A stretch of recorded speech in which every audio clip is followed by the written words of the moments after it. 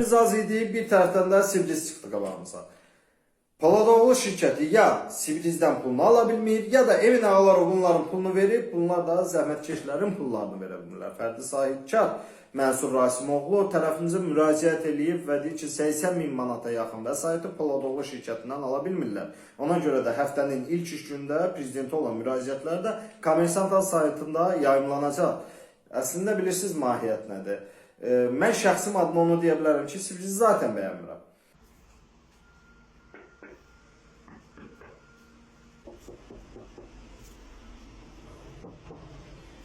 Amma ən çox da şikayət olunan məsələlər Qarabağ, Sibiriz kimi böyük bir layihələrdə zəhmətkeşlərin maaşını ala bilməməsidir.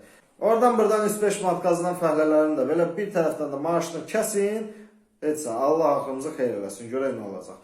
İzləmədə qalın, Poladoğlu şirkətindən Prezident İlham Əliyevə şikayət var, şikayətçi də Mənsur Rasimoğludur. Həftənin ilk iş gündə Kommersant saytında.